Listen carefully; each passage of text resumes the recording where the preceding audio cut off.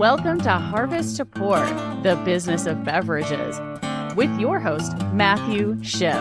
This is the podcast for all of those who are involved in the agriculture all the way to the distribution of beverages. And now your host, Matthew Schiff. Hello and welcome to Harvest to Pour. I'm your host, Matthew Schiff, and today I am here with Jeff Bach, founder of Bach Business Brokers. He offers nationwide business brokerage service with specific expertise in spirits, beer, and wine-related industries. With over 14 years of brokerage experience and more than 30 years as an entrepreneur, Jeff brings a first-hand understanding of what it takes to successfully navigate these unique markets. Jeff, welcome to the show. It's great to have you. Thanks, Matthew. I appreciate you having me on. Looking forward to it. Great. So tell us a little bit about Bach Business Brokers and, how you got here, what do you do, and, what inspires you to do what you're doing today? So I'm a serial entrepreneur, worked for myself since I've been 22 years old in various different industries. And in 2009, I was in the motorcycle business. Oh. 2009 was not a good time to be in the motorcycle business. So when there's a strong recession, motorcycles are wants and not needs. Mm-hmm. So as I closed that business down and was kind of searching, the part of ownership that I've always liked is being in the middle of the deals, I guess you would say. Mm-hmm. Even owning a motorcycle business, my favorite part was just helping customers through the journey, figure out what they want, what they need, keeping them away from the stuff that they shouldn't be into. So as I was winding everything down, which took quite some time, had a few potentials, few opportunities, and a brokerage that had actually tried to help me sell, which in 2009, there wasn't much opportunity to do that, talked to me and it just seemed like a natural fit. I've always liked that portion. I've bought or sold every business that I've owned, bought out partners, sold businesses. So I kind of had been doing this for myself, in my own situations for years. So I went to work for a company, then, close to 5 years ago, a handful of us that were leaders in that company formed our own company with some partners, and I had a stake in that company. And probably earlier this year, just kind of figured out that I want to do this for another 10 years. I love it. I'm good at it. It's a challenge, but I wanted to do it for me the way that I know best to serve my customers. And I've always been a general business broker, which I still am, still will help selected generalist businesses. But I'm a bourbon enthusiast, and why not do that next 10 years of my career, not with just the industry that I really enjoyed, but the people are all down to earth, laid back. You do business over a pour, over a beer. That's an enjoyable way to me to be doing business. So literally 2.5, 3 months ago, started this journey in earnest, and talking to people every day in the industry, have buyers, sellers lining up. It's going to be a fun journey. Wow. Okay. And speaking of you're obviously a bourbon enthusiast. If you can see this, if you can't see this, there's a big, really neat backlit bar and shelf full of bourbon right behind you. And I think you said a Bach. What's the name of the bar there? There's a neon that kind of made the picture not show up, but it says Bach Bar, that my kids bought for me as I was building this bar. And okay, it's been fun. Obviously, you have a very much interest in bourbon, spirits and wine-related industries. But as a business broker, just kind of let some people who may not exactly know what it is a business broker does. What is your expertise? What do you bring to the table for a business that needs you? So the simplest way that I've ever been able to describe what I do is if you picture me as like a real estate agent for business sales. Okay. And sometimes there's real estate included, and I am a real estate broker as well. licensed. So we help sellers, first of all, find out if there's something viable there to sell.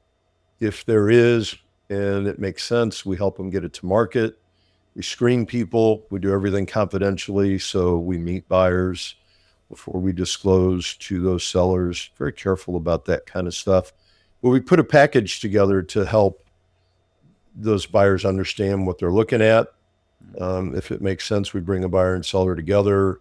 We help with the negotiations, help through the closing process. I'm there every step of the way through that process. Even from in the beginning, helping that seller evaluate and make sure that they're in line with what the market would expect, and does it meet their expectations or their needs, and those don't always match what the market expects. Yeah, you said something very interesting about viable versus non-viable. So what would be an example of somebody coming in thinking they have a viable business, but it's not really viable? Or what do you look for? So almost every business has some kind of value, even something struggling. So there's a kind of a split between a generalist business and an alcohol business. In a generalist business, there's usually some assets, and those assets have some value. And if they're not in a situation where they're just going to liquidate, there's usually some value above liquidation value. If they're making money, obviously there's definite blue sky value there, and certainly makes it an easier sale. It's financeable, so on and so forth. The alcohol business is a little bit different in that the assets can be not a hard or even an intangible, in that it might be formulas. It might be having a brewmaster, distiller, a blender on staff that's going to go with the business. There's some art in all of the spirits industry and making a good product at the end of the day. And then there's, the value of the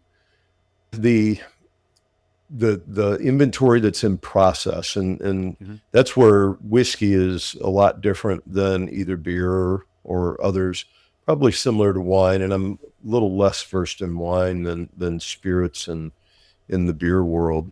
But whiskey, generally, from the time you distill it to the time it goes to market, for a good product, minimal 2 years, usually 4 years and up. Well, what's that aging whiskey worth? In reality, it's becoming worth more every day rather than less. It's not like dusty inventory that devalues. Okay, that's interesting. So the inventory or the business kind of value scales with the age of the spirit. I mean, wine or bourbon or even beer, beer is probably more of the brewer who goes with the business. Correct, because beer is a fresh product and can't age. And even clear spirits can be to market in 90 days. But whiskey is, it depends on the spirit and on the whiskey, but brown spirits is what I would say generally needs more time. Even rums are generally aged for a period of time. So what's that stuff worth when it's been sitting in a rick house for 2 years, but still needs another 4 years to go? Okay, so that has to come into the evaluation. So how long that person has to wait before they can move that to market? Absolutely. Okay. It's funny you say that. I was just going to say I always talk about the harvest to pour journey with beverage owners, and I mean you actually you have to consider the full harvest to pour journey. How far along are they in their product making? What's the age of their product? What is their product, but and then or even the intellectual property for the sake of a brewer that comes with that. So if the brewmaster is leaving and there's just a pub and what's left of the beer, I'm sure that affects valuation. Correct. And then there's the support companies, the companies that are making the distilling or the brewing equipment, the kegs, the barrels, the bottles. Spirits bottles can be very fancy, and there's label makers. There's a huge amount of different kind of companies that support the industry. Earlier this year, I was at a conference where all those people were there so that the distillers could meet them, find them, get new sources. All those companies are viable with the kind of sales that I can support. Okay. And then what would be some similarities in any other business and a beverage business, and what are the differences? So essentially, what do you see across all industries that are looking for a merger or acquisition? What are their specific challenges you run into no matter what industry you're working with? So they vary industry to industry, and that changes all the time. That's why I belong to organizations and stay heavily in touch. There's IBBA, there's M&A Business Conference, and you can get up-to-date information, talking to different brokers, different industries, seeing the trends in the marketplace. Right now, the phone's ringing, things are busy. In the last few weeks, money seems to be indicating that it's going to loosen up. Next year could be a pretty good year. Awesome. But then take industry to industry, restaurants are selling, but they're not bringing premium multiples, where manufacturing brings a pretty good multiple depending on the business. Multiples or premium multiples? So multiple would be, you have an EBITDA or a seller discretionary earnings, which is the true net of the business, what it's profiting for the current owner. That's a whole podcast in and of itself between seller discretionary and EBITDA. But then there's multiples based on those profitability numbers, which is how you put a value together, in addition to the tangible and intangible assets. Okay. A lot of people miss those intangibles. Do you have a great track record that you're selling with your business? In spirits, do you have the ultimate blender? Do you have a great distillery set up? There's all kinds of different assets that somebody might be seeking those, and not just all about the bottom line profitability. Somebody may have the knowledge, the formulas, but they don't have an operating distillery in Rickhouse. They don't have a brewery.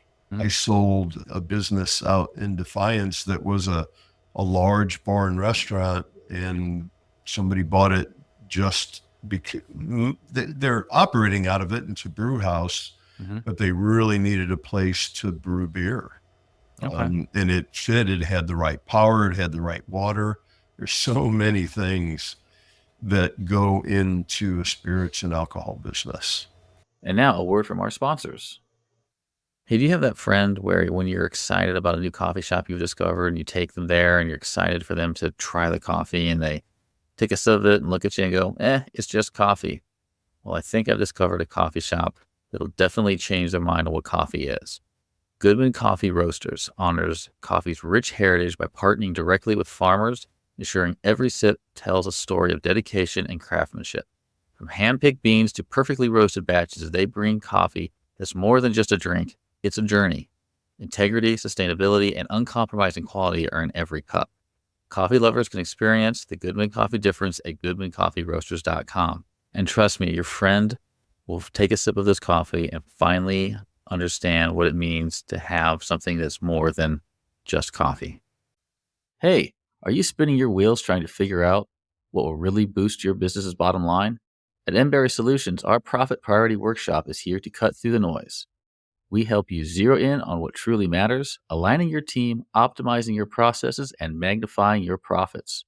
Imagine your business running smoother than ever, with every decision and effort leading straight to increased profits. That's what focusing on the right priorities can do. Ready to boost your efficiency and profits? Visit Emberry Solutions and let's start making your business work smarter. At Emberry Solutions, we take your business from bottlenecks to breakthroughs. So when somebody comes to you and they're ready to exit their business and they're just kind of like, okay, well, my business is running, it's profitable, I'm ready to step out, ready to sell this and retire or or chase some other venture. What do you really want them to know and have ready upon exit? Like what makes this easier to sell? Easier to sell. So surprisingly enough, it starts just with a conversation like this. They don't need to have anything ready. It's more understanding their situation, their story. And then if it makes sense, then we're going to review financials. If they're not in order, they're going to need to get those in order. So while I'm not a consultant, if their business, that's where we talk about being positioned. If it's not positioned, if it's not ready, if it's not viable, well, let's fix it. And I'll refer them to people if they need help that can help them fix that flow, those type of things. Maybe they need to put a year or 2 or 3 into it if they have that much time. Unfortunately, way too many people wait too long to sell. And by the time they come to me, they're in a situation where they really want to get it done. They don't want to wait 3 years to clean up a balance sheet or organize the business. So this is something to think about long term. This is you want to be thinking with 3-4 years out, that in preparation to sell your business. Correct. I was referred to a distiller out in California that isn't even selling product yet, and just really kind of starting things, but their long-term goal is to build it and sell. So we're already starting conversation. Friday, I'm going to Kentucky to meet a distiller that is right at the point where they're 4 years in. So they're starting to sell product, and they're a contract distiller. They don't sell product under their own label. They're producing for other people. So they're probably a year or 2 out, but just going to start that conversation, make sure that they're prepping themselves correctly to be ready for the market when that time comes, whether it's a year, 2 years, 5 years, whatever it might be. Okay. And you said that, you described yourself as sort of a realtor for businesses. So in a realtor situation, their house has to be in order. It has to be staged to look nice for a buyer to come in and be tempted to buy. In what ways do you need a seller to stage their business? I mean, processes, for instance, or anything along those lines? So in a business, to fix something that's ugly, it takes a lot longer than in a house. You can get a contractor if you can find them, and in 3 months, you can have a house looking completely different than it does today, or just a good bath, cleaning junk up, getting it ready for the pictures, so on and so forth. That type of thing is important for a business. If it's a mess, let's sweep it, let's organize it, let's make it presentable for pictures and for when a buyer wants to come. But more importantly, if it's running inefficient, if it's not making money, that's where that cleanup can take years. And not every seller has that time. So if they don't, then they're going to be selling it at a discount. Having somebody come in and, at least gather what they can about the business. So the seller comes in, at least has the book on the business. Correct. We will help them put all the information together so that it is properly presented to potential buyers. And that information includes ways to improve and things that they need to do. We talk to the seller about that. All this is what I call small to middle market business. It's all very personal. Buyer's going to meet the seller, seller's going to meet the buyer. They're going to like each other. This is not hostile corporate takeovers like you see on TV. So, let's just be realistic up front about what's there, what's not there.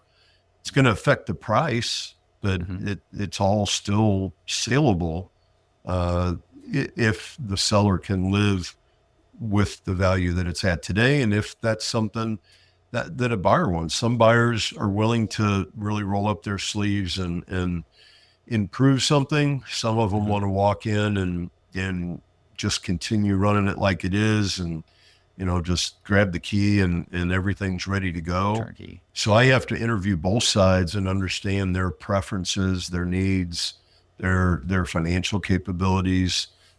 I'm a matchmaker for a living. That's all I do. A matchmaker and a resource. So I have realtor, matchmaker, and which bourbon enthusiast. yes, but that's what a realtor is too, is a matchmaker. Yeah, true. So I'm matching them, a business to a new person. So I have to know a lot about each side so that I can make the proper match. Okay. And one last question on this line. You mentioned something about you had the place in Kentucky that was about ready to sell, but they're only about 4 years in. Are there businesses who just start to produce and get everything ready to go, and then make it kind of turnkey for somebody who wants to actually start selling that product, so they don't have to sell it individually? They're letting somebody else have that profit? Sure. There is. Okay. So that's where you asked about difference in the alcohol business versus, what I call a generalist business. To get a distillery put together, engineered, up, running, producing, aging alcohol, that's an art, that's a specialty. And there's more specialties later, these are all blended. You've got to have a palate that can do that. You've got to understand that or have someone that can. So there's all kinds of stages. The best is if they're past that point and making a lot of money so that there's multiples on top of the assets. But there's different needs for different people. And I'm not there to judge their needs. I'm there to figure out if I can find somebody that I can match their stage with. There's businesses struggling. There's been a couple of bankruptcies before I started specializing here of brewers in St. Louis. Fallon bankrupted and ended up liquidating. And I'm trying to think of the other one that is right in the Grove. Urban Chestnut was in bankruptcy, and they found a money person that put money behind it, and I'm sure took some ownership. So those are needs, but there was still, especially in Urban Chestnut's situation, somebody found some value there and is trying to save it and keep that business going. Wasn't that they weren't selling. Something that happened in the alcohol business in general is in COVID, we all sat home and drank. And the alcohol businesses were doing very well. There were some large acquisitions completed in 21, 22 that probably were at the upper end of the price range, the value range, because all the alcohol companies had a COVID bump. Well, now that is slowed and probably reversed a little in some categories, and that'll cycle back. Spirits are down, beer is down. I think wine is kind of stable. Some RTD, which is ready to drink, some RTDs are up. That's the only strong category right now. But we're already starting to see a little bit of a change coming back in both beer and spirits. So 2025 might be a level out or even an improvement. But it definitely, it hit a peak and of course hit a valley after that. All right. Well, you definitely answered my industry question that I was about to ask, so I don't have to worry about that one. So you also brought up some examples. Can you give any stories or case studies about things that you've been involved in that or situations that you found quite interesting that you've negotiated through as far as mergers and acquisitions? Oh, there's so many, and they're all different. Like the one that I sold that somebody put a brewery in out in Defiance. The brewery that went in is called Good News Brewing. They had multiple locations, and they liked the area. They needed a space that they could put plenty of brewing equipment in. And it was a bar restaurant called Trail Smokehouse. I believe about a 6,000 square foot facility, parking lot right on the Katy Trail, additional balcony up front, big deck, big party area outside, great facility. They bought it for something totally different than what was in there because they needed a place to brew. And it is a brew pub, and they've got, and they're definitely open for the public. They serve wood-fired pizza and it's a great success story in that industry.